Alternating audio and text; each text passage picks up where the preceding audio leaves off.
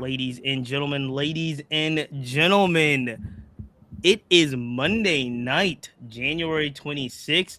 There are snowstorms all over, all over the country, especially in the eastern region, southern eastern region, well into the northeast as well. So I hope you are in at home. I hope you are safe, and I hope you are going to enjoy this fantastic episode of the Black Baseball Mixtape podcast. I am your boy Cheats. As always, we are joined by the crew. Butterman Kane is in the building. Malik, how we feeling? We're feeling cold. We're feeling cold in Texas. We're not used to this. Our center has left the building, so we're out here shivering and So getting ready for we season. knew it was going to be trouble when we saw Ted Cruz on that escalator headed to the Listen, airport. When I we love. saw Ted Cruz headed to the escalator getting on that airport, we knew Texas Mm, was in for it, and that seems to have hold pat. Now, do y'all have snow where you are? it was In ice. some parts of Texas, not in Houston. Okay. Not in Houston, Dallas, but in yes. Dallas, it's snowing. Well, let me tell Dallas, you, Wichita Falls, over there. Yeah. my favorite clips of all time is where black people see snow and they're not supposed to see snow. So like when it's snowing in Atlanta and black people just like lose their mind for a whole like week. You know what I'm saying? Like it's snowing at Morehouse, people don't know what to do. Those are my favorite things of all time. So I can't wait till like does Houston get like real snow? They did. We did last year. Okay. Last year, Yeah. Yeah. last All year, but it right. was Well, look. temporary. If you are snowed in the chat, let us know where you're snowed in from and how bad it is because we are braving all of this together. And we definitely have a special guest we're about to bring on and have a full baseball conversation about one of our favorite teams. But before I do that, all about April. It's going down in the 10th inning. A lot going on. How are you feeling? I'm feeling good. I too am cold, which is why I have my tea right here, just in case I, get a little colder during the podcast. But I'm happy that I'm safe, and I only lost power for like 2 seconds. So we Oh, will take some wow. little victories. I was much more worried about the power situation Yes. because of all the talks of ice outside of the snow. We were blessed in Virginia as well, especially in central Virginia, with very few power outages. We got about 6 or 7 inches, I want to say. Oh wow. And it's cold. So it's not like the Mhm. temperature is not going above freezing till the weekend. But we've done pretty well overall. But we encourage everyone that's you know, checking in with us that you indeed are safe. We hope Yes. that you are joining us from inside with power and warmth and hopefully not any need to leave the house and hit these roads unless absolutely necessary. In Virginia, there are over 200 plus accidents over the last, 24 hours because some people have to work, they have to hit the Right. roads, and they're just not cleaned off like they need to be. So, with that said, definitely want you all to be safe. We have an absolutely amazing show for you tonight. A wonderful special guest, somebody that I've been excited to talk to for a while now and can't wait to get into all things on one of my favorite teams. That's right, the Washington Nationals, aka the Black Nats, on this program. We are going to jump into it with our homie Andrew Golden, who is the beat writer for the Washington Post, covering the Nats for the last few years now, and we're excited to bring him on. Before we do, we got to thank our partners, as always, the Players Alliance, first and foremost. Excited to be with them, hopefully, in the next couple of weeks because they are doing some big things. Mhm. They just wrapped up their Davis League. I believe that's their second annual Davis League out in Arizona. Had some amazing talent and players and coaches out there. And hopefully, we'll get some of our players that are kind of in limbo, whether they're in indie ball or free agency, getting them signed. I believe it's a week of activities with scouts out in Arizona that they just wrapped up in the Davis League. So follow the Players Alliance. Make sure you're checking out all their stories. Shout out to our guys over at Minority Prospects.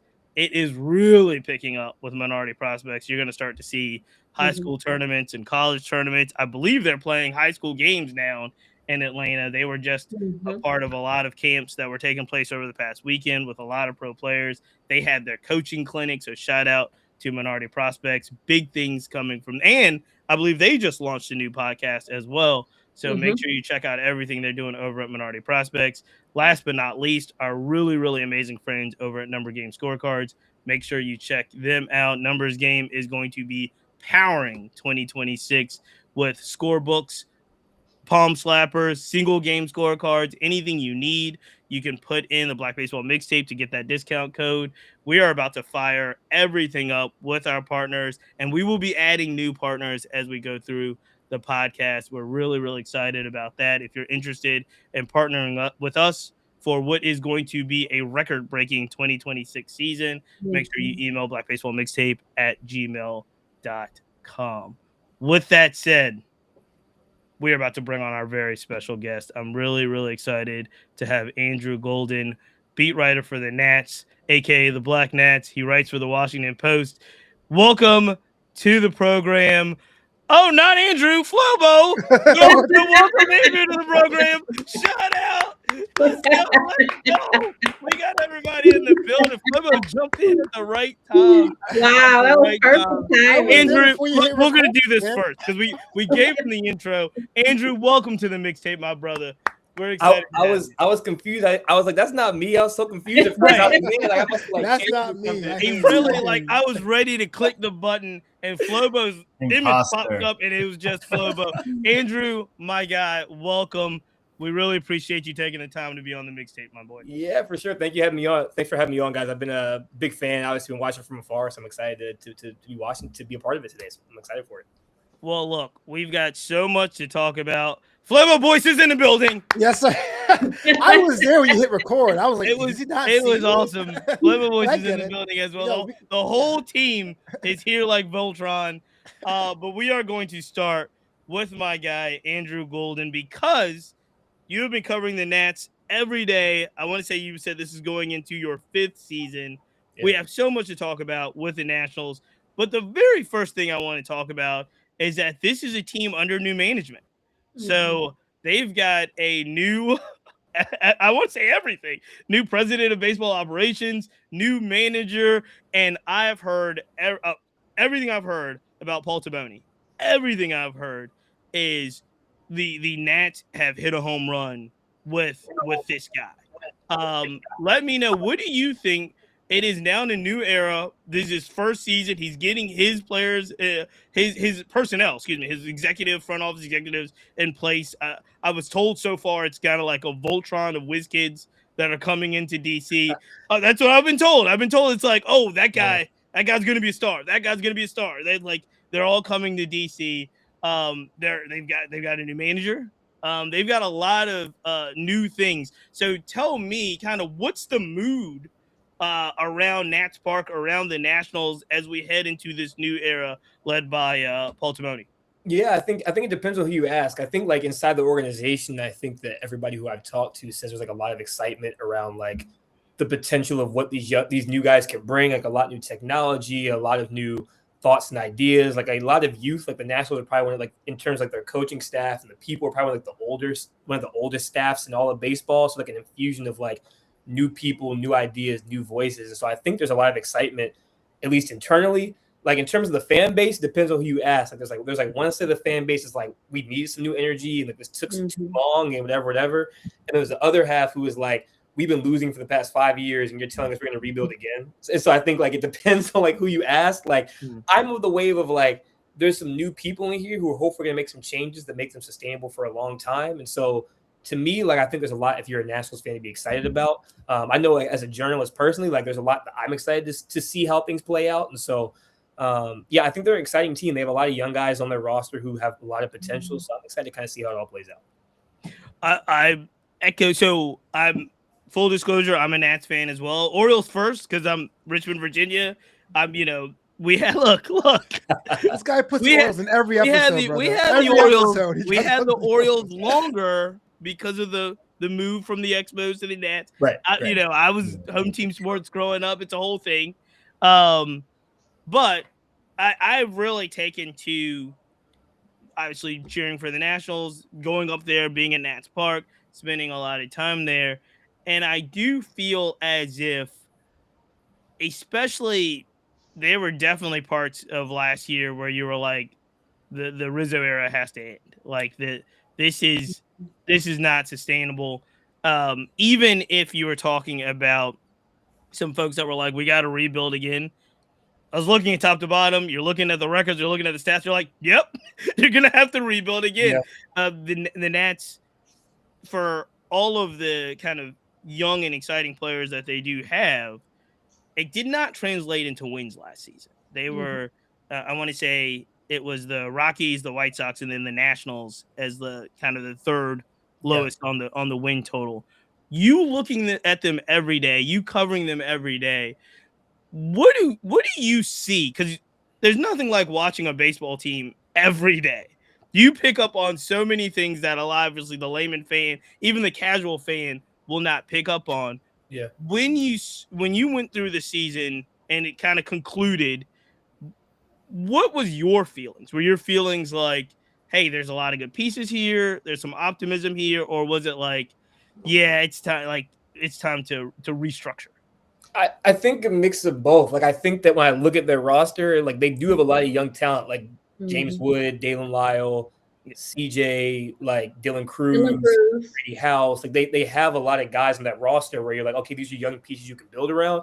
But I think it's also fair to say, like, they kind of underperformed last year. Like, they came off of back-to-back 71-win seasons. Yep. And I think there was some internal expectation of, like, we can take another jump forward. Like, it might not be like, I don't think anybody, I think there were some people in the organization who thought maybe if everything goes right, they'd be a playoff team. I don't think they were a playoff team last year. Like, they were never a playoff team from the jump.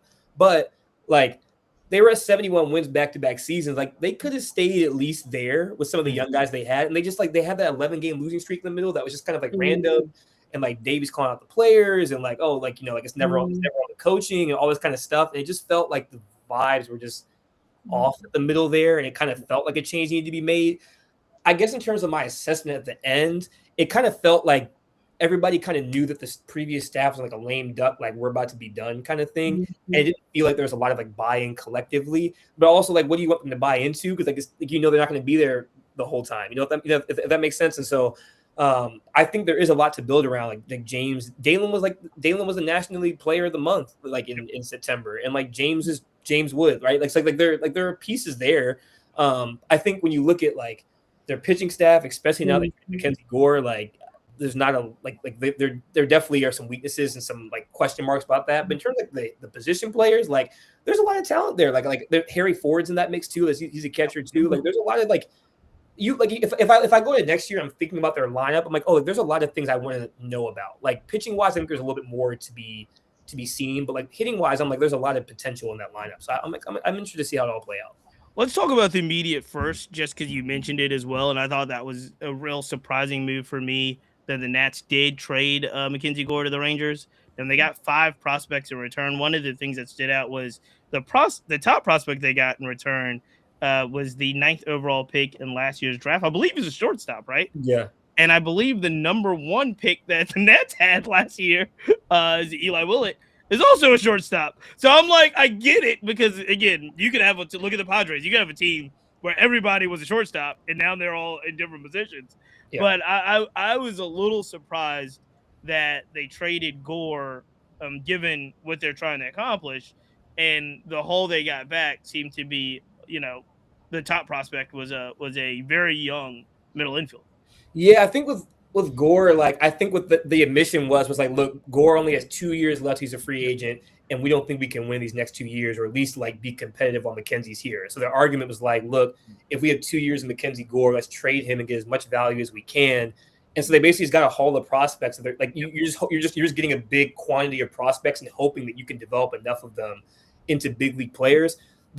Gavin Fiend, he's the guy they got in return. I've heard from a handful of scouts and people that he profiles long-term more like a third baseman or maybe even a first baseman. So I can see him like moving. So like even though he's a shortstop right now, I think what the Nationals wanted to do and what I heard they were trying to do is like you want to get as many guys up the middle as possible because like guys are easily able to move off those positions. So you're going to draft a catcher, pitchers, shortstop, second baseman, center field, get everybody up the middle.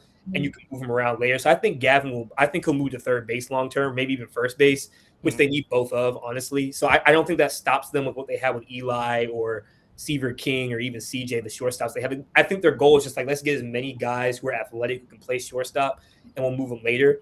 And so I expect Gavin to be like a third baseman long term.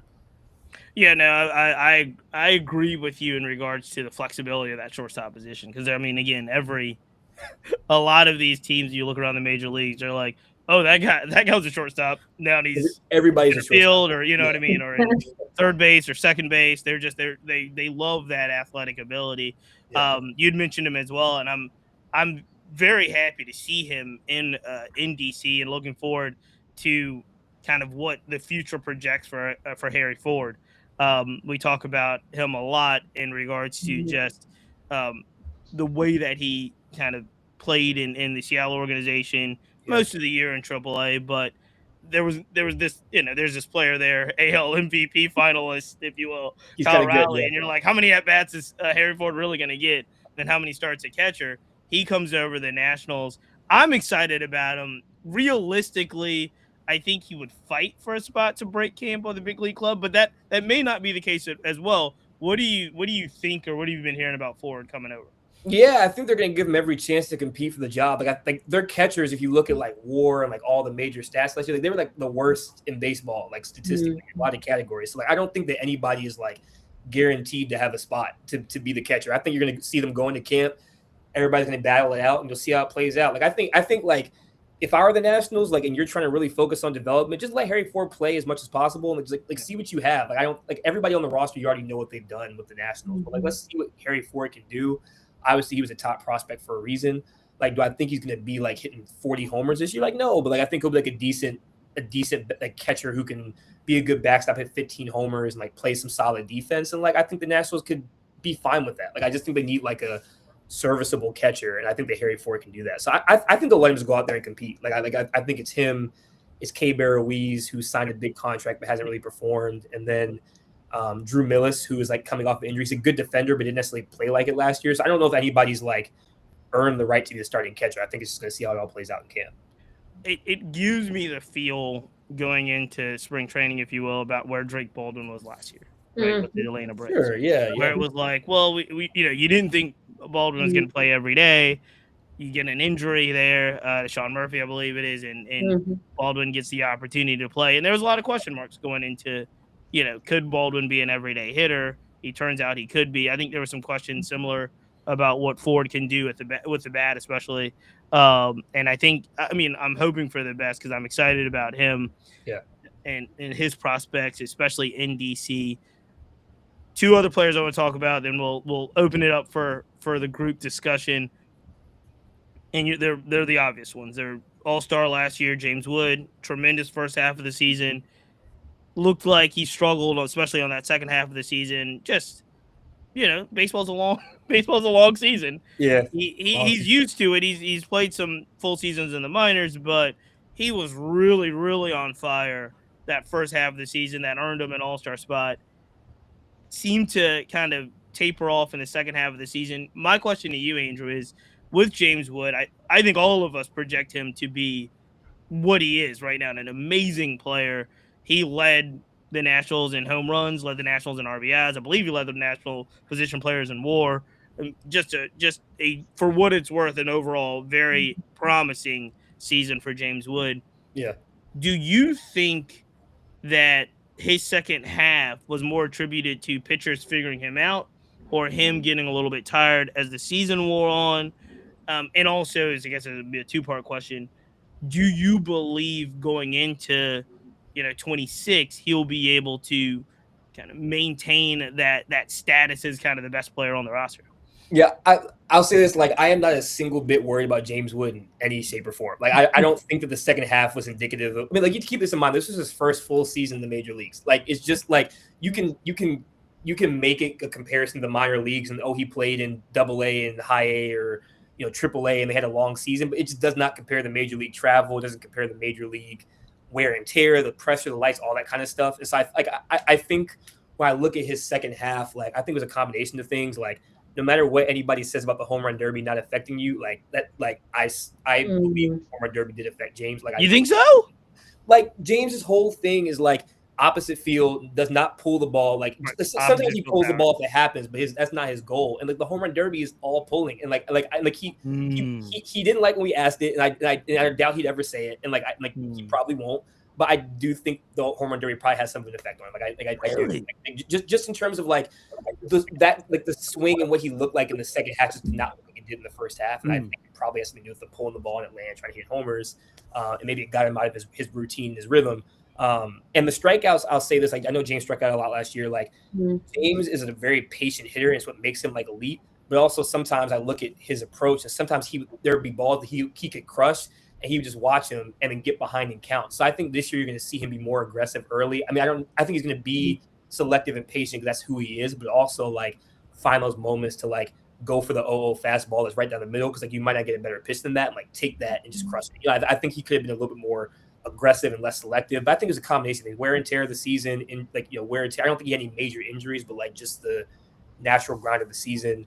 I think just being more aggressive and not being as selective. And I do think the home run derby had a little bit of effect. I don't know. I'm not going to say it was the main reason. I think it was a lot of factors, but I think that might be. When he's at his best, you're right. He's hitting the ball hard to all fields of the all parts of the field. Yeah. And the opposite field, just power with ease. He was hitting so many of those balls over left field or left center that was just taken off, and you were like, oh, he's figured out how to go the other way. He's the kind of dude, like, in this, when I describe James with the people, I'm like, if I'm writing a story and I'm looking down to type and I hear James, I hit the ball, I know it's a home. The balls just come off his bat just differently. It's just like a different sound, you know. Like it's like I'm like, I covered Soto in 2022, like my first year, and like it sounds like it did with Soto. Like sometimes the ball just comes off the bat, you're like, whoa, what was that? That's how it sounds with James. Like that's how it sounds. Well, look, I'm with you. I'm excited about his.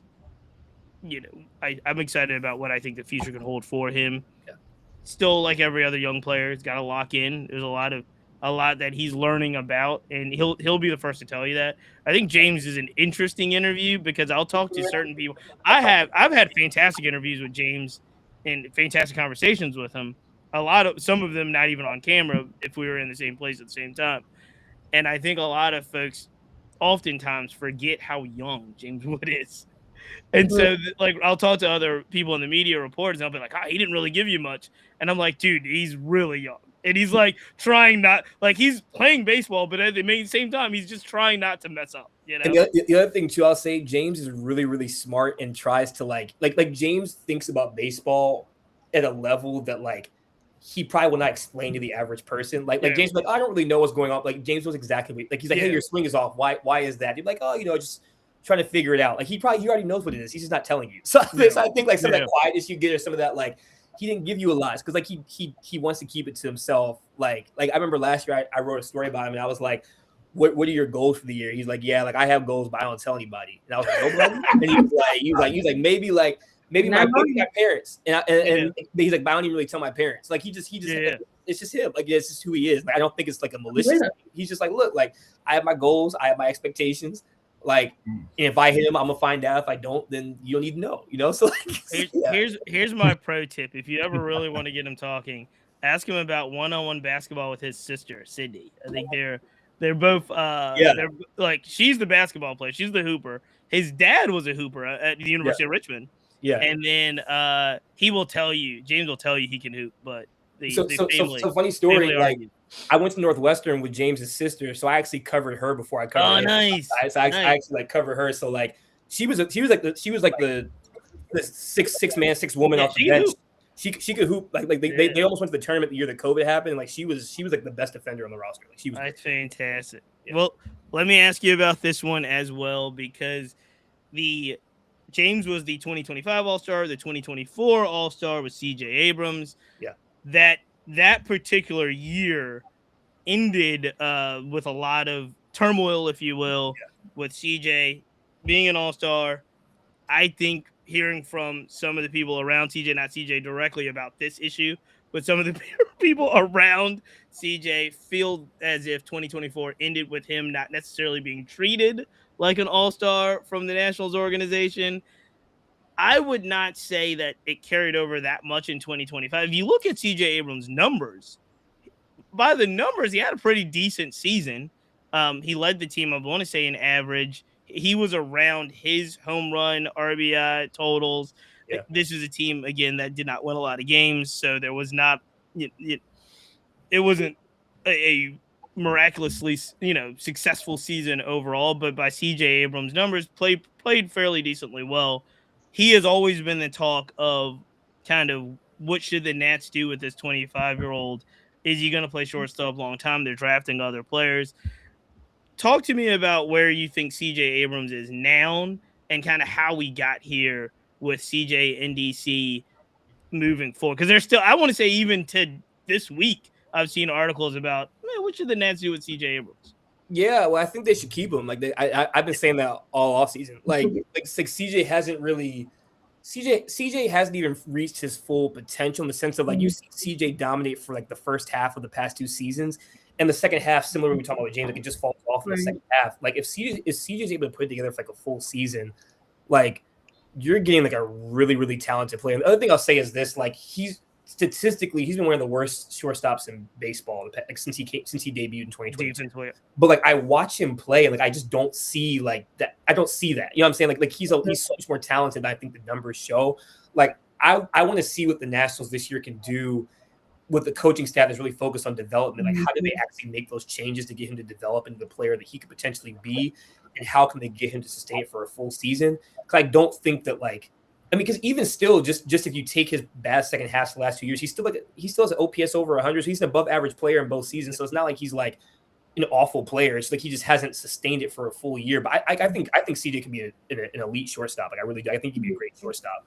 But I do think there needs to be some work on his mechanics and some of the things that you see. Like because CJ he'll make the crazy play diving to his left and like throwing across his body to get this out. And you're like, whoa! And then it'll be a routine ground ball and he'll just like miss it. And it's like, well. You know what I mean? Like what was that? You know what I'm saying? It's like that's not him. Like you need to make those plays. It's like a weird thing with him. But I don't think that we've seen the peak of what CJ can be. I just think maybe with a new staff and some new ideas, maybe they can improve some mechanical things and get him to being even an average shortstop. I'm not saying he's to be an elite shortstop, but he would raise his value that much more from being the worst shortstop statistically in baseball, just being an average shortstop. Like. You're improving your WAR, you're improving the money you're going to get. And also like in terms of like the trade value and those kind of things, like teams don't want like a second baseman, they want a shortstop. So if the Nationals can improve him as a shortstop and trade him as a shortstop, they're going to get more value than they trade a second baseman or a center fielder. So, but CJ's a talented player. And like, I think that there's a lot more that he can tap into. I'm wondering if the staff can do it. So I'm about to turn it over to the crew. Last question on my end, because I'm big into star power. Both Abrams and James Wood are more on the mild-mannered side. Now, CJ has personality in regards to he likes flash. He's got the alien chain. Like he's swaggy. And James is coming along. James did the Papa John's commercial that I really liked. Actually, that was a good one. Yeah. I thought it was really good. So you're starting to see those two players in particular. But in regards to star power, there's a player that I know that comes from LSU, 24-year-old Dylan Cruz, who I would probably say, if face value, would you say for watching every day, he might be the kind of the most popular player on the net? Who would you say is like, if we were going to pick a star power player for the Nationals, who would it be? I think James. I still think it's James. Like Dylan didn't play a lot last year because of the injury. So I think that like James hit 30 homers, and that's the guy that people are like, this is the guy we can build around. Like I kind of judge it based off of what players are fans saying most sign this guy to a contract extension. Like that's kind of my judgment of who they want the most. It's always agree. It's always James. So I'm with you on James. I would say James, CJ, and then McKenzie under that before he got traded. And so I think but I would say Dylan's right in there. I think that like Dylan has a lot of high hopes as I was number 2 overall pick. And I think he'll have a better year than he did last year. I just think like he was hurt. Like I just don't think he was ever fully himself last year. And where does Lyle fit in this? Because you were talking about Dalen Lyle. We all really like him, but that's a crowded outfield out there. Yeah, I think what you're looking at is like James in left, Dylan in center, and Dalen in right. Like Dalen, I think played himself from like a fringe. Where is he fit in here to like he's going to start in right field next? Like that's my assumption that he will be the everyday right fielder. Like the way he was hitting last year was just like he was hitting better than CJ and James by the end of the season. Like he was absolutely. So like I want to say he's 23. Yeah, he's pretty young. He's 23. Cruz is 24. Yeah. CJ's 25. A lot of league.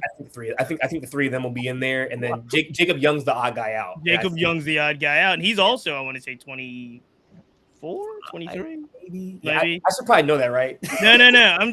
But here's the thing. My point is, there's a lot of league minimums there. Yeah, there's a lot of club ownership for a very long time there. Yeah. So that's another thing when you look at competitive balance. And this is when we'll talk about April's team, the Dodgers, ruining all of Major League Baseball coming up very soon. You look at the roster, and yes, they are talented players, but they're also very young, and they're also not getting paid a lot of money. Mm-hmm. And when you look at the teams that are competitive and the teams that are in the playoffs, you're looking at the Phillies and the Yankees and the Mets, and you're looking at obviously the Dodgers. There's not that many league minimums on those teams playing every day. And the Nats have a full team of them. So, With that said, all about April 10th inning talk. You got something for Andrew? Yes. Okay, so I actually watched quite a few Nats games last year. They were one of my outside of Dodgers regulars to watch. And I will say that first half of the season, they were very exciting to watch. They won a lot of close games. And even against teams that people wouldn't expect, I had them for a while. They were actually even doing better than the Braves in that particular division. So I think y'all touched on this a little bit, but I wanted to bring this back up. I'm curious exactly what the new coaching staff is going to do, because I have wondered about conditioning, like watching them play during the season, how effective they were running the bases and just being out there making the plays the first part and then see it just kind of dwindle, because it didn't look like a lack of like excitement. It looked like they were tired with the season moving along. And even when y'all talked about CJ, I have wondered, like, exactly, and my mind automatically went to Ron Washington. What would it be like to have that kind of infield coach to work with him on those mechanics to prepare him to be the infielder that we know that he can be? Yeah, I think in terms of like the first part of your question, just in terms of like they made like a ton of like mental mistake, like the amount of base running errors they had last year. And this isn't like one player in particular, just like as a group, it was just like sometimes you be watching the game, you're like, what in the world? Like, how could this happen? So I think the biggest thing for the staff is like, how do you develop these players, but also how do you teach the basic like baseball principles and rules so that they don't make the mistake? Because like when you're a team that isn't as talented and has a low payroll, isn't spending as much, whatever, and you're young, like, to keep yourself in the game, like you can't make these mistakes against the Dodgers and give them 3 extra outs or whatever to work. Then like they take advantage of those mistakes. And so I think the biggest thing for them is like, how do we develop at the major league level? And then also like, how do you kind of like eliminate some of the little mistakes and things that kind of kept popping up last year? And so I think that's the biggest thing in terms of like the conditioning. I think that's just a product of like, the more you do it and the more you're in the major leagues, the easier it'll get. Like, I think it's just like, I guess like your first time trying anything. It's like the first time you do something, it's gonna be a little bit difficult. The first time you write like a long story on deadline, it's not gonna be a great story probably the first time, because like it's like you're just learning how to do it. But the more you do it, the easier it'll get. And so my guess would just be like with time, it'll be easier for James Wood to know how to condition his body for a full season, or CJ or Dalen. I just think a lot of these guys just never experienced it before. And I'm interested to see kind of how some of the guys who, Brady House, for example, like he debuted in June. Like I'm interested to see this year how he manages a full season. And same with like a Kay Cavalli. Like how does he manage a full season, coming off of Tommy John's. Like there's like all those different things I'm interested to kind of see how that all plays out. Yeah, and even the advice that they give them on how to be able to do that. Because I know I've watched the Dodgers talk about that a little bit, how they'll get new members come in and they'll advise them. Blake Snell even talked about that. Yeah. He talked about how he struggled getting past 5-6 innings, and that was something that he learned from Logan Webb. So yeah, I'm interested to see how that goes this year, because like I said, they were very exciting to watch last year, that first half. Yeah, the other thing too is like they just haven't had a ton of veteran leadership who's been there for longer than a year. So it's like they don't necessarily have the people in the clubhouse who taught them here's how you approach this, here's how you approach that, because they're gone at the trade deadline every year. So it's like, so I think that like I think it'll be interesting to just kind of see like what is this new regime, what are their goals they want to set, and like how do they like mandate that, even if there aren't veterans in the clubhouse, like what is the vision or the goals for how they want to approach it? Because I don't think that was always very clear, like how they wanted to approach it and how they wanted to, like what was their messaging, what was their goal. I don't think that was always really clear. Okay. Yeah. All right. My second question has more to do. Oh, I'm sorry. Go ahead, Chief. No, I was gonna jump to Malik, but go ahead.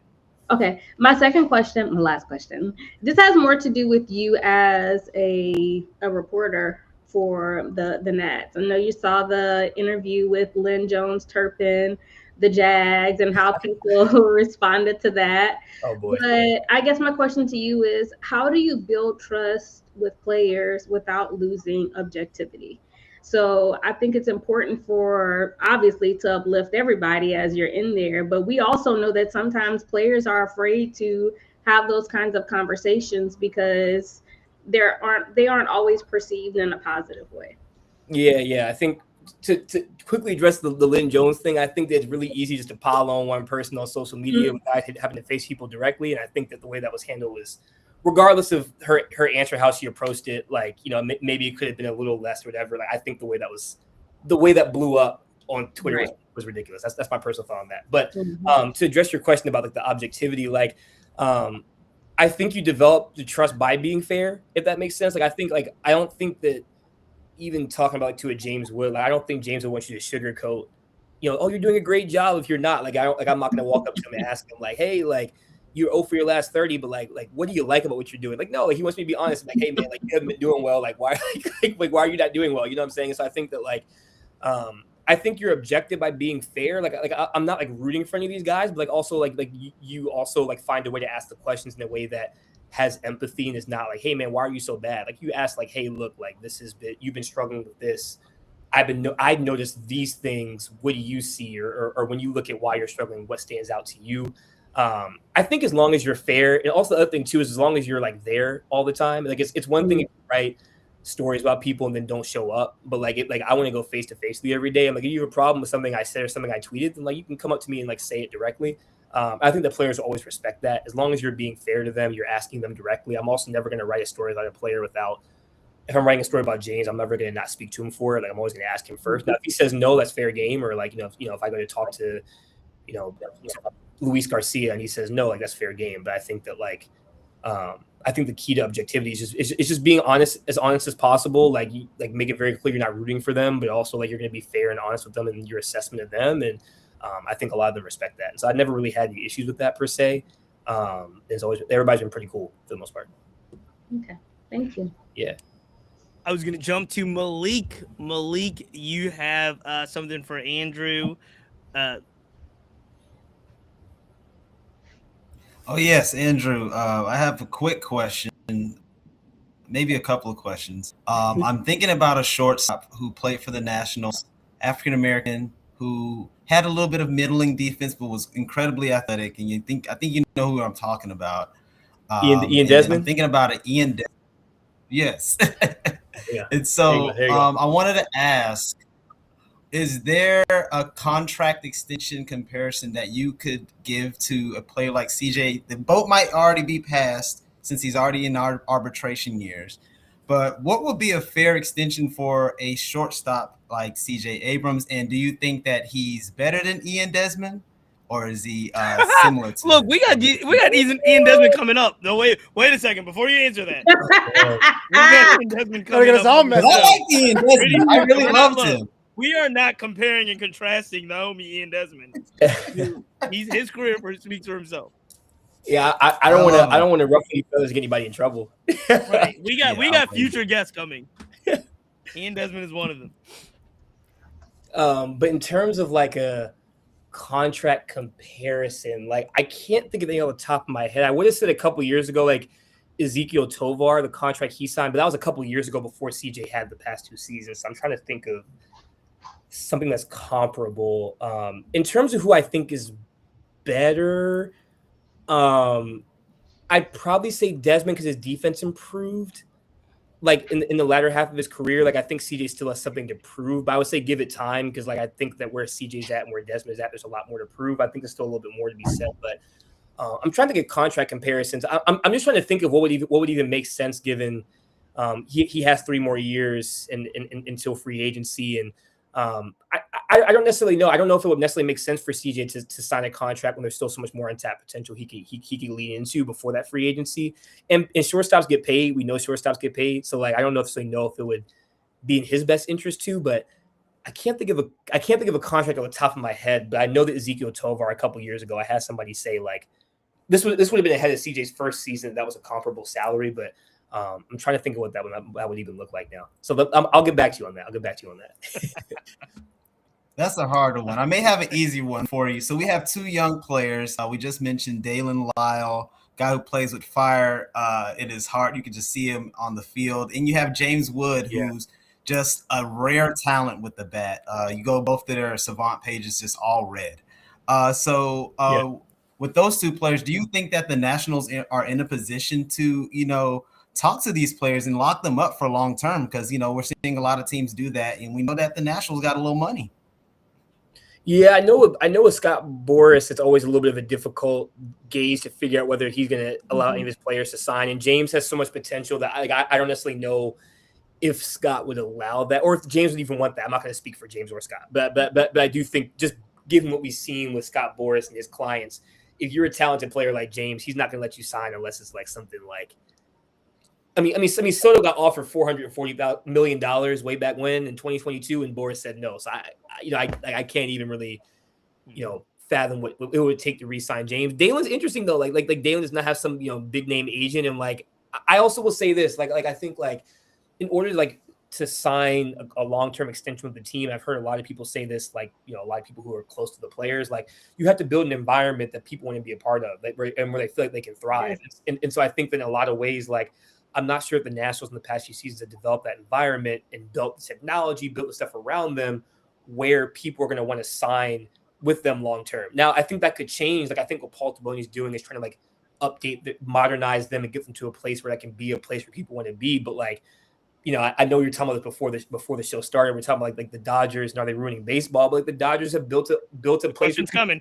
Exactly. Yeah, people have built the infrastructure. The Dodgers have built a place where people want to be, and so it's like do I think they've ruined baseball? That's a whole thing, but they built an environment that people want to be a part of, and so I think when you look at these long-term contract extensions, there's a lot that goes into it. It has to be buy-in from the team, buy-in from the player, and there has to be a mutual understanding of there's going to be some give and take on both sides, but also is it a place that a player wants to be? And so I think if the Nationals develop into that, then I think Dalen could easily sign an extension. I wouldn't put my money on James doing it, but I think Dalen's a guy who could. Yeah.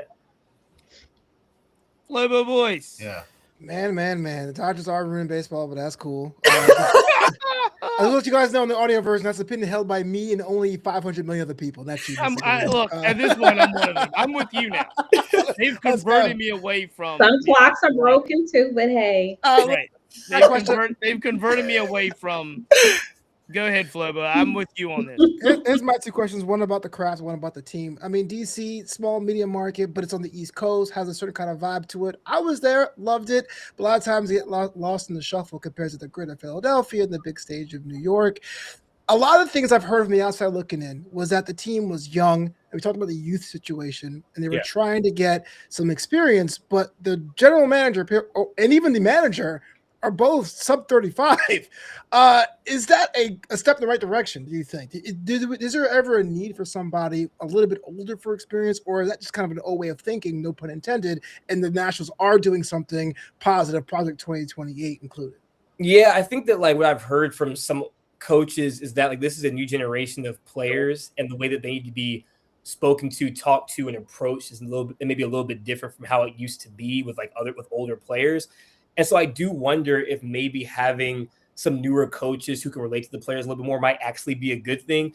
Now, look, was I shocked when I first saw that Blake Butera was 35 years old? I was like, oh my gosh, 35. You know what I'm saying? I think that did shock me for sure. I think it shocked all of us, I'm sure, when it came out. But do I think that it's a bad thing? I don't know. Because I also will say this, I don't necessarily know, if you have a coach who's been a coach for 20 years and just got fired from the previous organization, if you bring him in, would you rather have that guy or somebody who's an up and coming guy who's 28 and has the potential to be a big name person a couple years down the line? You get him before he becomes the most expensive guy in the market. You take a chance on him at 29 and see what he can do.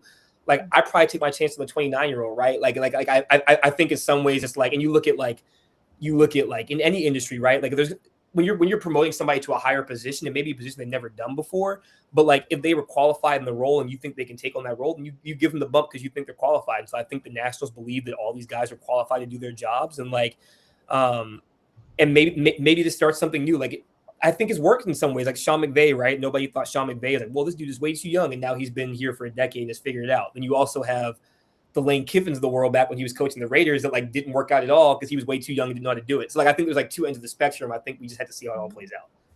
No, you're absolutely right. And it's kind of a selfish question because, I mean, you're in the game, you're in the trenches, you're riding with the team night in, night out, and the team underachieved. Like, I'm just being honest. I ain't knocking the squad. It's underachieved. What keeps it fresh for you? Because you see some people go out there and ask the same questions every night. Hey, how's it feel losing today's game? But I know that's not good for you. You want to make it fresh for your readers. I know some of the fans and the national fan base want other questions answered. How do you balance that? How do you keep it fresh for them, your audience? How do you keep it fresh for yourself as a writer? What's the formula there? Yeah, I think the key is just to go in every day and be curious and not and question everything. Like I think it's really easy just to fall into a trap of just like repeating the same things, repeating the same ideas. But I think like for me, like my goal as a journalist is like why should these fans care? And I think my job is to figure out why do I care, and then make sure like I show the fans why they should care about what I'm talking about too.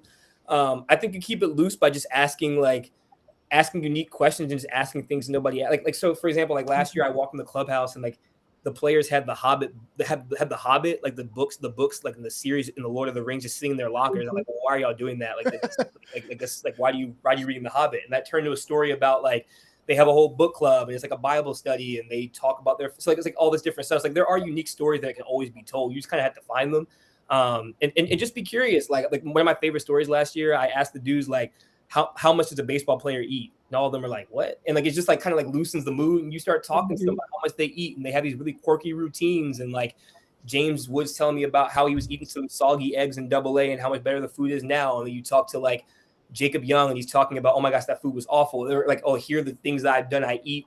Some of these players eat like 5,000 calories a day in the off season. I had no clue about any of that stuff. So like you just learn stuff by just asking questions. I think if you approach the job as like, oh my gosh, this team is bad, then like that's how you're gonna cover it. But if you approach it as like there's stories to tell, then like you'll find them. So I think it's just all about how you approach it. So yeah. And I've covered some bad teams. I covered the 55-win team the first year. I've covered 271s and now a 66. So I'm hoping like at some point like we can get to some winning. But also like you let us know. I'm a vet. I'm a vet of bad teams. Yeah. I spoke to a journalism class earlier. I was like, I'm a pro covering like 66, 70-win teams. Like I know how to do it. But I think it's like it's just finding the fun stories, man. It's finding the fun stories. And no, you bring up a good point. And one point of clarification, Taboni's 35. Butera's 33.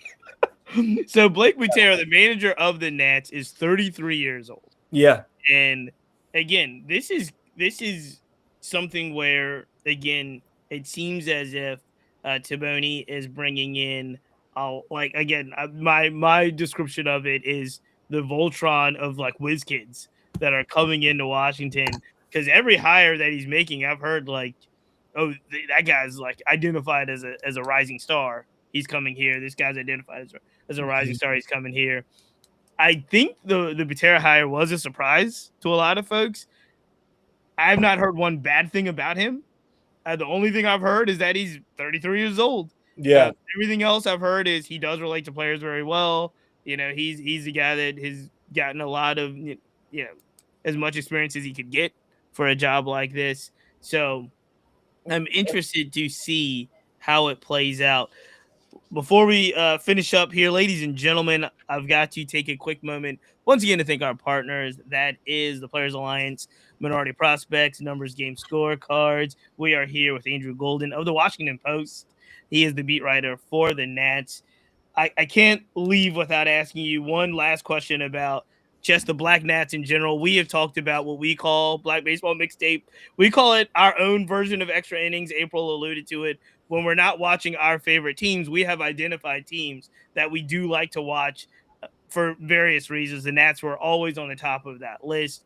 Yeah. I think I approached the story at the beginning of last year that said they have the potential to be what I would consider the epicenter of Black baseball, the Nationals did, because they had this interesting combination, which was an all-star shortstop in Abrams, a rising star in James Wood, which everybody was excited about in 2026, played out well.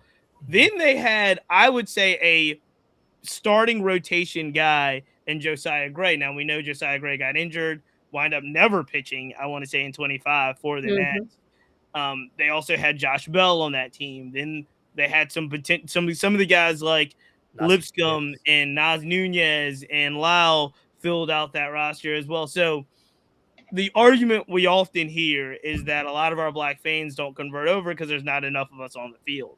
We had situations in DC where there were a lot of Black players on the field or on the roster making it happen.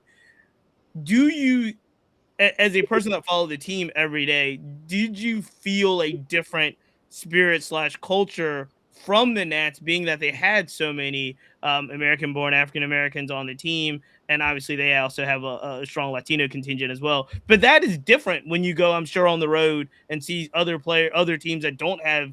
They might have one minority on their team or one African American. Did it feel different in DC? Yeah, I can't speak to how it is for other. Like, I don't go to other clubhouses, so I don't. I can, but I haven't gone to a ton of clubhouses, so I can't necessarily compare it per se. But I will say that like there is like a sense of bonding and community. And I know that Josh Bell looked out for a lot of those guys last year and was kind of like a mentor, especially to James. I think that they share an agent or like they have a connection. So I think that James and Josh got along really well, and James and CJ seem to be pretty tight. And so I think there's a tight knit community. I know James and Nasim Nunez are very close as well. And so I think there is a tight knit community between those guys.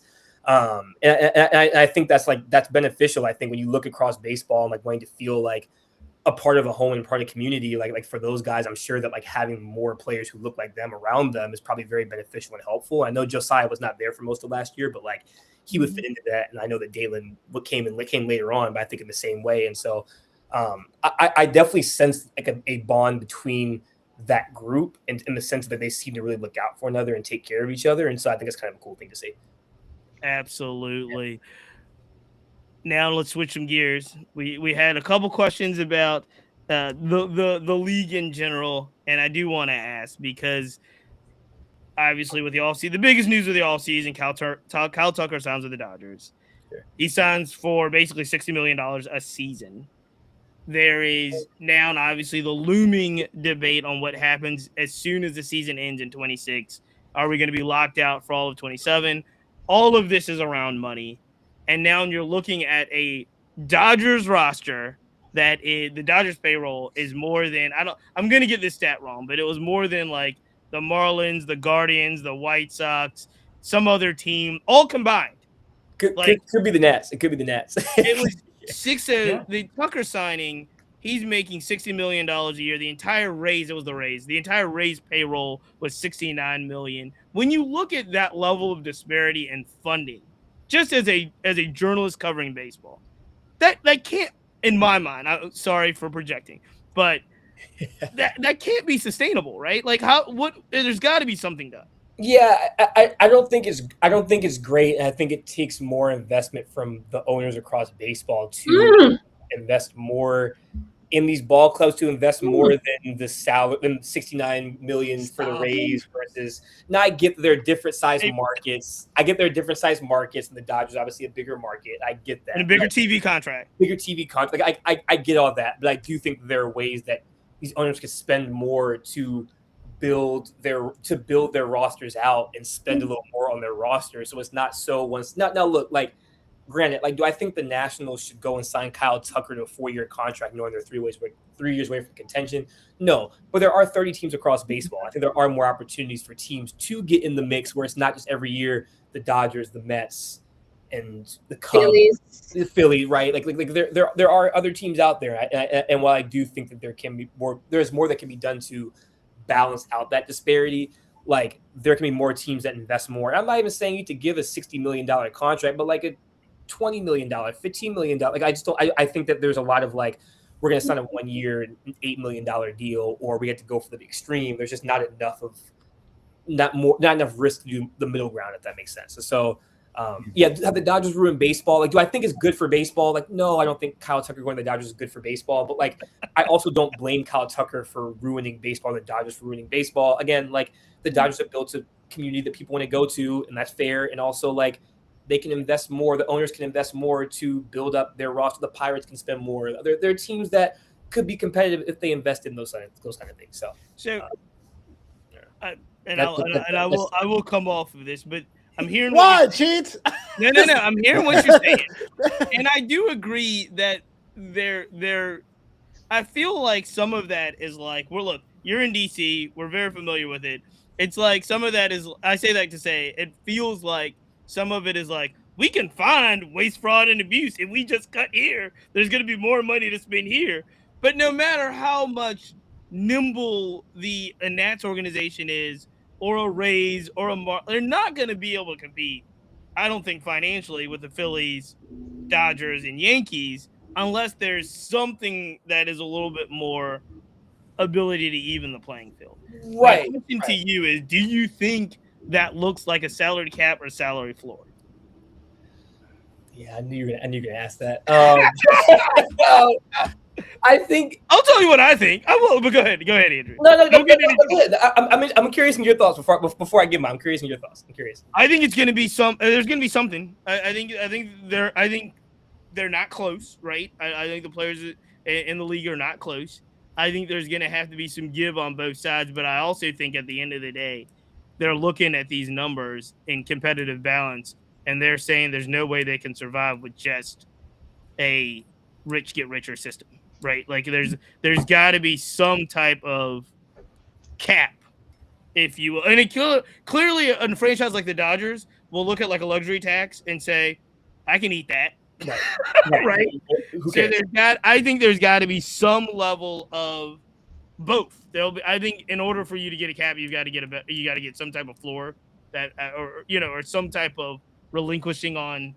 I mean, these owners have these players for 3 years before arbitration, and then another. Like, they have them for a very long time. And unless you are a Juan Soto or a Tatis or a Vlad Jr. that gets the bigs at 20 or 21, you're only looking at one possibly major free agent contract. You'll be lucky if you get two from all of the roster manipulation. So I do think that somehow to come out of the situation Major League Baseball is in, it's going to look a little bit like both. Yeah, I think I don't think there's anything wrong with the salary floor to get teams to want to spend more. But I also will say this, like, the idea that like the Dodgers and the Phillies are the only ones that can spend. The Nationals paid Max Scherzer a lot of money a decade ago, and they're in a quote unquote smaller market, and they paid a ton of money for Max Scherzer. Now, I guess different. I also know that like look what happened. Right. Offer Juan Soto $400 million. They offer Soto $400 million. Like I think this idea. I think there are probably some teams that are in smaller markets. I get that, and there has to be some sort of way to level the playing field. But I also think there's a lot of teams in the middle that can spend more money if they really wanted to. Mm-hmm. Because again, the Nationals. I don't think this strengthens April's point. I think for as much as about how the Nationals aren't as on the same level as the Phillies and the Mets. Like they spent on Max Scherzer. They were big spenders before. Like they spent money to bring in free agents, and the learners were invested in that. And so I'm just speaking for the team I covered. Yeah, no, absolutely. Just looking at it now. Granted, I think there's a time and a place for every team to do it, but I do think there are more teams that can invest more. Mm-hmm. So, yeah. So. Anybody else want to weigh in on this before we switch gears? Yeah, April's going to smile now for everything, but it comes. I'm going to tell you.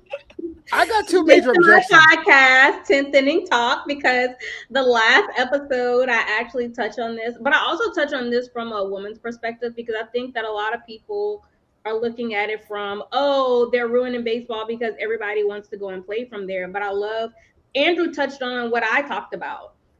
The Dodgers are creating an environment where people want to go and play. A lot of times, this is their job. This is their work. It's not just about you going and play on the field and getting a championship. Of course, everybody wants a championship and everybody wants to be paid. But I also want to be comfortable where I am going to be paid. And so I feel like that part is left out. I touched on this a little bit as well, but Yency Almonte, I can't remember where he was, but he talked about how when he was struggling with his mechanics, someone was like, "Oh, go to the Dodgers. They're going to help you with that." And so he played with the Dodgers. And then with the Vesia issue, um, he's still friends with some of these people. So these guys, they build relationships off the field too. That is the kind of environment that the Dodgers are building. I'm not saying that it doesn't exist in other places, but I think that when we talk about what is happening in the Dodgers world, that particular part often gets left out. So it's easy to say I won a championship, and like I also said, I didn't see nobody who picked up Will Klein. Was anybody picking up Will Klein? He pitched those innings that, I thought we was gonna see Yamamoto again. Who picked up Rojas, 36-year-old Rojas? I didn't see nobody picking him up. So y'all can be mad about it, Yeah. but I think you have a better argument with who picked up nobody was Mookie Betts going and Freddie after Freeman. Huh? I think you have a better argument not with Rojas, but the Freddie Freeman and no, the my Mookie point Betts. is, Like the my Red point- Sox the Red Sox were cheap, so they traded Mookie Betts. The Atlanta was cheap, so they let Freddie Freeman go. These Yeah. are the things I think are a stronger argument for the Dodgers building there. Now, again, so Andrew, full disclosure, we have a lot of chats in the group chat and on our Discord. Make sure you join our absolutely free Discord. I think what the Red Sox did was worse for baseball than what the Dodgers did. By trading Mookie Betts? No, whoa, the Bregman thing too. Like, why did you think? Yeah, okay. Why did you automatically assume that he was just gonna sign with you? Right. Like, why would you do that? And then he left, and you now don't have a third baseman. Did they sign somebody for third base yet? So I feel like that whole thing. Flores or something. Yeah, but I think that goes to show exactly how organizations keep people when we talk about you building a culture of trust. Alex Bregman was asking for trust, telling them, look, I want to stay here. I want to be here. And they weren't willing to give that in return. So when organizations are willing to do that, yes, people are going to want to crawl through the door to get what you're offering. Before Malik, look, before Flobo falls all over himself, I do want to the Monstars, Keith. The Monstars. You've been really quiet on the Dodgers ruining baseball. Our resident statistician, Malik, what do you think about this? Oh, I wasn't really gonna ask about the Dodgers. I was actually gonna ask Andrew. Are the Nationals one Jason Worth signing away from being a competitive team? You know that player, you just said it, a player that's getting paid maybe $20 million a year. And I'm trying to figure out in next year, in 2027, who's going to be that player. You know, you got a lot of opt-out guys. Are the Nats one vet away from being, or, reliable star away from being a competitive team? No, I don't think so. I think I think they have some work to do in their starting rotation, and I think they have to build as I talk about building the infrastructure, the technology, all those different things to get their players to improve better. But they won 66 games last year. I don't know how this year will go. Like maybe this year will have me think differently, but just based off of how I imagine this year going and what are the way for next year, I don't think that Jason Worth is the one. Now I will say the Nationals signed Jason Worth a year before they got good. So it's also in theory, if you sign him a year early, maybe it doesn't work that year you sign him, but maybe the next year it works. But I don't think that they're just one Jason Worth away. I think that trading away Mackenzie Gore is part of them signaling that they're not one. They're not one. So not a Randy Arozarena and a Cody Bellinger opt out in 2027. Yeah, actually, that's the thing. Like Randy, if you have the outfield you have, but I don't even know where Randy fits. Now Bellinger, if you move into first base, the Nationals have a first baseman. But then also by the time that you're competitive, you're giving Cody a big offer. Is he going to be good on the front end of that contract? Or by the time it gets to the back end, when all your players are ready, is Cody going to be the guy he is right now, or is he going to be a lesser version of Cody? So that's why I'm I don't know if when the time is righteous. But also, like, what did Andrew Friedman say? Like, if you spend all your time trying to do what makes sense, you always finish in third on free agents. Yeah. Like sometimes you gotta take a risk. So, like, like if the Nats do it, like, good for them. It'd be cool for me to cover. So yeah, I'd be all for it. But Well, look, Malik, you have properly switched gears, but I do want to go back to Flobo. Flobo, explain to me why the Dodgers are winning baseball. First of all, if there's a Nationals parade, I mean, props to you, man. I don't really like the Nationals, but I like them for you. That's and I don't know why. I'm a Nats fan. I don't know. Yeah, today you are, but next week, like, why could I get the Orioles in this episode? I like the. Look, Adley Rutschman, star power. Yes, Adley Rutschman. Don't rip me a new one. I'm ready for it. I'm just like April sitting there every week being like, the Dodgers did nothing wrong. I don't know why everybody's mad. Whatever did they do? I got two issues with this. I don't. Is the Dodgers ruining baseball? No, because they're doing things that are within the structure that it's okay to do it. So you got to change the rules. But the two issues I have with the Dodgers is that they get their money back by deferring, right? So I know it counts for the payroll, but I don't know if you saw the article last year that they already made their money back on Shohei's investment. Mm-hmm. So they've already turned a profit on money they haven't quite paid someone yet. That's like free money. Not saying it's a free money, so Shohei Ohtani has to be used and promoted, but like that's something small teams or even second-tier teams can't do. And that's my other issue. Yeah, the Pirates, the Marlins, yeah, I got to put some money in there for sure. But as much as I don't like them, but if I'm the Atlanta Braves and I put up $220 million and I'm in fourth place in my division, I'm like, yo, what else do I have to do? I think it's those second-tier teams. I go, there should be some compression between the top and the bottom. It's just too wide for me. But go ahead, April. No, for the record, I will say this too. For the record, when Andrew, we were talking about what the solve ultimately looks like, I think deferred payments will be addressed in whatever the solve looks like. I think deferred payments are something that, is just going to run amok. Mm-hmm. Yeah. Go ahead, April. I mean, I hear what you're saying, but I also feel like the Pirates, what are they doing to encourage people to want to go and play there? The fans, even. Look how they did the fans last year. We have to have an honest conversation. Beautiful ballpark. But some of the things that they're doing, it doesn't make me want to run and go and work there. Okay, so for the tell that Danger McCutcheon. That's right. He wants to. He's trying, bro. Yo, don't close the door. Didn't they take the Roberto Clemente thing off? Didn't they do that last year? That was all flashing. Look. Pirates might be a bad example. Only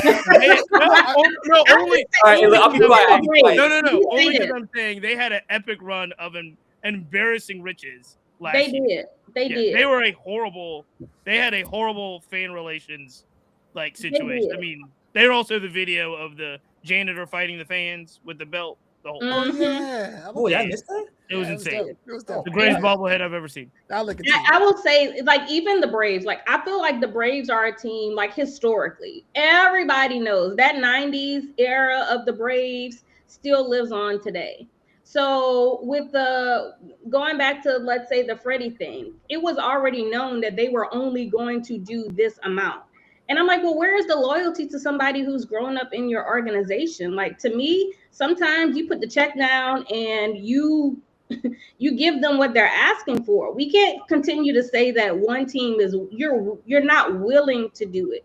There's a difference between you actively choosing not to be besides the other side of it. And I feel like that's the part where we continue to miss, where you have an opportunity to keep the player, you have an opportunity to build the trust, and you make a choice not to do it.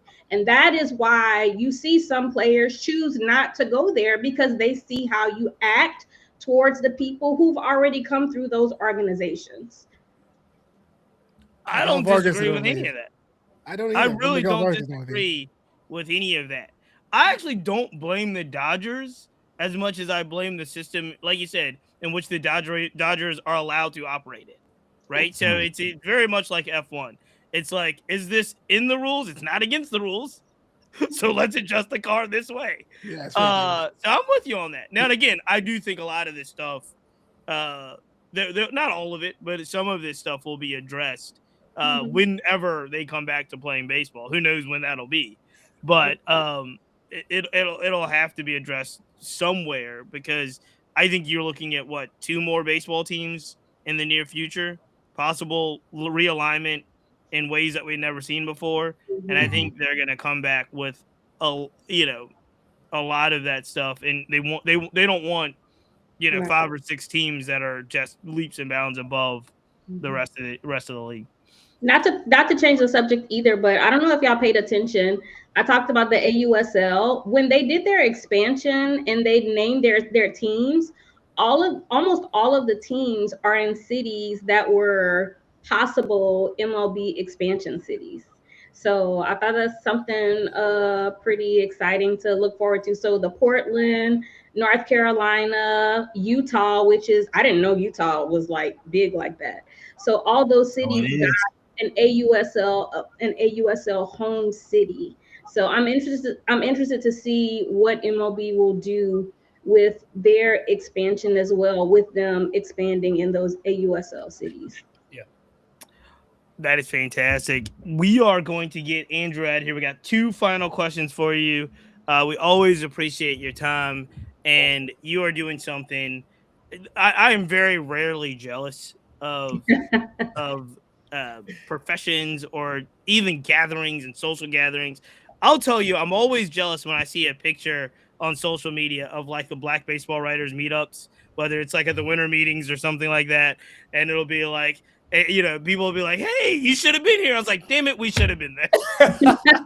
It seems like a lot of fun. Hey, look, next year we'll get everybody there. We'll get everybody together. So the funny part is I went to the Bahamas with the TPA, and I did not go to the winter meetings. Our good friend Clinton Yates always was like, "You should come to the winter meetings," and I was like, "I don't fully understand." He had told me afterwards kind of what it's like, but before that, I was like, "I don't fully understand the purposes of this if you're not an executive or an agent or something like that." And then he was telling me about the media availability. It seems very cool. Yeah. But besides that, 2 questions here. One of them you'd mentioned, but I'm going to give you a choice.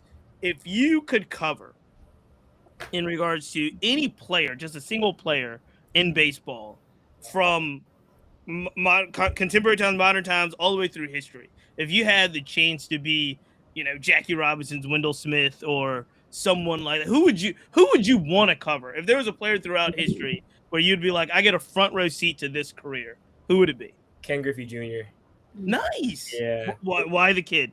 You didn't even think about that one. Yeah. I think he's got the answer. I just feel like he represents modern Black baseball to me, and like just like the way he approached it, just bringing bringing his own personality to it, bringing uniqueness to it, just being really. I think being authentic and being himself. I don't know. I just think he represented, at the 90s, at the peak of, baseball, and Black baseball was peaking in the 90s in terms of the amount of players who were in the game.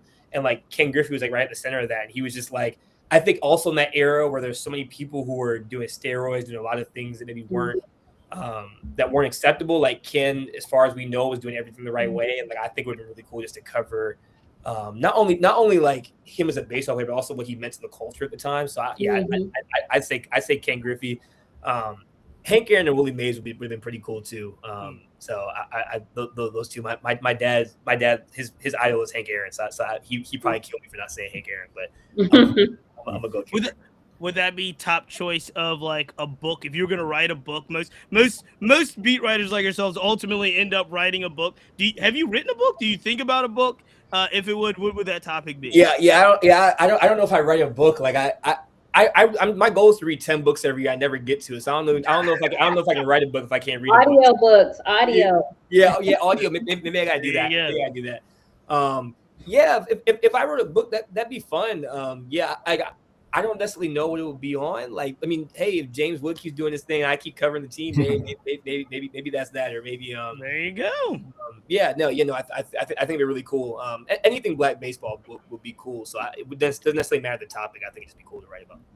Speaking of which, our book recommendation, ladies and gentlemen, if you're paying attention or you listen to this on replay, it just came out last week, but it is Howard Bryant, King and Pawn, I believe it is. It is the Jackie Robinson, Paul Robeson book. I was supposed to be going up to New York. I believe it was this week. Unfortunately, the weather will not allow me to get there to see Howard Bryant do his book talk at the Jackie Robinson Museum. But we've had the honor of having Howard Bryant on the show before. I want to say twice. And I'm sure, hopefully, we'll be able to get him on again to talk about this phenomenal piece of work. Last question for Andrew. We really appreciate you taking the time to come on. Of course. You are in an amazing position, my brother, a position that I think a lot of folks will look at. And the first thing they'll look at and say, he's so young. How has he been able to cover the Nats for so long? I'm sure you get that. I'm sure you look. He's got great. I'm sure, but no. There's a lot of people that are listening that ultimately would want to be in journalism, want to be in beat writing, so forth. You are in one of those wonderful positions where people are looking at you and ask you, how do you get there? So I'm not going to ask you the whole thing, but what I will ask is for people that ultimately want to be in a spot that you are in now, what advice do you give those college students that you talk to, the high school students that you talk to, anyone that wants to be a writer and be able to cover baseball?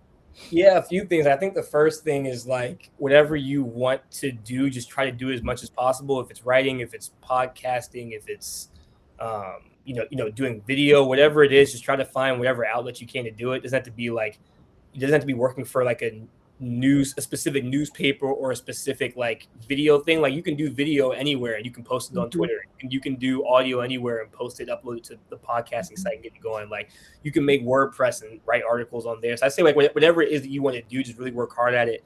The other thing is I would say just like be authentic too. I feel like it's really easy to try to get in this profession and then try to be somebody different and I want to be like somebody. It's good to have people to aspire to be like, or people or mentors or people you kind of look up to, but also like you have your own unique way of approaching it. And I know personally when I started, like I had a lot of imposter syndrome of like, how should I do this? Maybe I'm not qualified to be doing this. I need to be like this person or that person. I still struggle with it. I'm not sitting here acting like I'm overcome it per se, but just remembering just like the reason why this person hired you to be in this role or to do this is because like you were you and like you did it your own way. Those are my two biggest pieces of advice. I would just say like just work at your craft as much as possible, and then just be yourself. I know that's like super cliche, but it's worked for me so far. So other thing I would say too is just like don't be afraid to reach out to people and connect. Like you reach out to like 1,000 people, no one gets back to you. Okay, that's also just part of journalism. That's one of the things I learned in terms of developing sources and connecting with people. Like you're going to reach out to 200 people and you might get 5 responses, but like, hey, like those 5 people who do respond could be a big thing. So like, you just never know, like reach out to people. You never know who's going to respond. Like I like to think that like if people reach out to me that I'd be pretty quick to respond. Not as soon as I forget to check my DMs or forget to check my email, but I feel like for the most part, I try to respond when I can. But yeah, like if there's people you look up to, like, man, I really look up to, I remember like I was in college and, Malika Andrews came to speak at a journalism class, and I was like, "Yo, like she's really good." And this is before she like blew up. Like she was working at ESPN, like covering like the Midwest and basketball. I emailed her and she responded back and like gave me some really like, good tips and advice. And it was like, which Malika remember me now? No, but like it went a long way that like she reached out and like I was able to give her she was able to give me some advice. You know what I mean? Like it was really helpful for me, and like it was just a cool thing of like, oh, this person like is going to take the time to respond to me. And like that meant a lot. So yeah, I would reach out to whoever it is that you admire, and like don't be afraid if they don't respond, because like worst thing they can do is not respond. So you just take it as it is. And we're gonna have to leave it there because look, that's great advice. That's absolutely great advice. I mean, I reached out to Flobo, and now look at us. Wait a minute, that's how it went down. Wait a minute. No, seriously, Andrew, we wish you the very best. Look forward to seeing you at Nats Park this coming year. It's going to be, I believe, a lot of fun. It'll be a fun season and a very, very interesting one to cover. The Nats should have a lot of excitement around this new regime, and I for one am excited for it and welcome it. So thank you, my brother. Really quick, tell everybody where they follow you. Yeah, follow me on Twitter at Andrew C. Golden. I have a journalism Instagram, professional Instagram, which is Andrew Golden Writes. And then if y'all have Blue Sky, I think it's Andrew Golden Blue Sky Social, I think is what it is. But yeah, that's where you on Threads. No, I don't have a Threads. I need to get on Threads. We are all figuring out ways to get off of Elon Musk's internet. So Blue Sky, Threads, wherever else you use. Yeah, I'm gonna keep it quiet. I'm not trying to get fired, but yeah, I agree. Try to be careful. Thank you, Andrew. We really appreciate you. Yeah, thanks for having me on. Yeah, we'll do this again soon. ladies and gentlemen, that was Washington Post beat reporter for the Nats, Andrew Golden. Make sure you follow him. He is one of the best in the business. And we really, really appreciate you rocking another episode with the Black Baseball Mixtape. We're about to get out of here. But before we do, April, what's happening in the 10th inning? So I have a brand new episode this week. Troy Justice, he's been on the Black Baseball Mixtape. My guy. Yes, he's joining the 10th inning to talk about overseas baseball. So if that's something you're interested in and want to learn a little bit more about, make sure that you are locked in on Wednesday. And then next week, I will have the episode with the Huff brothers uploaded. So not very often we hear of brothers playing collegiate baseball, especially on opposite teams, but I definitely wanted to highlight that. So I'm really excited about the interview as well. Fantastic. Make sure you all subscribe to 10th Inning Talk everywhere podcasts are available. Butterman Baseball, I know you got something coming up pretty soon. Are we still talking shortstops? What's happening? We're talking shortstops. This is probably going to be the hardest one I've ever written because there's so many good shortstops. Probably the deepest position we've ever seen in the history of baseball, like position-wise. And that's counting for at the major league level, at the prospect level, as we were talking about in the podcast earlier today, how everybody's a shortstop now. So that'll be the next upcoming ranking system article, and then we'll be going down the position list as we go forward with the Butterman Baseball blog. There you go. I can't wait to see it. Speaking of prospects, both The Athletic, I think it's Keith Law, maybe Ken Law, Keith Law, released his top 100 prospects. MLB.com as well released their top 100 prospects. I have already broken down the American-born Black players in regards to where they're ranked. I found it fascinating about where kind of some of these players are stacked up. I know April will be excited about Zaire Hope, who is high on both lists, but there's some numbers in there in the top 100 prospect list. And then what MLB.com does is they ultimately do prospects by club. I think they have like the top 30 or top 50 by club as well. So that'll be coming in time. But it's getting that time. It's getting that time. Flobo Boyce, you just released a brand new In the Booth. Tell us about it. Man, I can't believe this, man. In the Booth has just been this crazy ride, and I worked with Osna Khan over at FitMatch.ai, and she has a product, her team has a product, a QuadraScan, which they're using to scan body measurements of athletes. They're actually applying it to youth sports, and they've been working with the Premier League and MLS, and just seeing the future of how we're using our own body measurements to apply that to probably growth scales, growth spurts, ranges, ceilings of athletes, man. It's really cool. So if you're into the whole body science, the kinesiology thing, In the Booth with Global Boys, you got to write the whole thing out because there are a lot of In the Booths out there, but it's the one we care about. In the Booth with Global Boys, man. New episode out today. Fantastic, Flobo. Thank you all. As always, there's just a lot going on with the mixtape. Our biggest thing is we are on Substack, and we're really, really excited about the Black Baseball Mixtape Substack account. Make sure you follow when you get a chance. Jump over there, give us a follow. There's a lot of things you'll find over there as well within articles, audio podcasts like this one. Videos will be up there as well. So it's always a way for you to support what we're doing. If you choose to subscribe, add a paid subscription, you can do that as well. You will get some perks. Perks are coming for those. I know we teased a little bit. I'm not going to go into too much detail, but there is some teasing of some new stuff that is happening. The only thing I'll tell you is Substack subscribers will be of the early adopters of anything new that we have on. So make sure you check out Substack.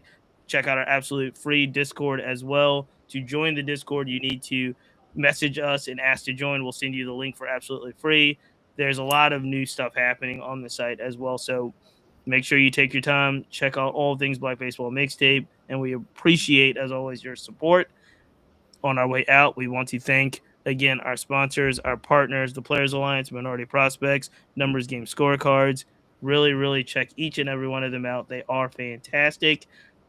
And ladies and gentlemen, we'll close it with as the way we started. Make sure you are safe out there. A lot of snow on the ground in several parts of the country, a lot of ice on the ground. Don't drive unless you have to. Stay in. Listen to In the Booth. Listen to 10th Inning Talk. Read some Black Baseball Mixtape content, and we'll catch you next time. We're out.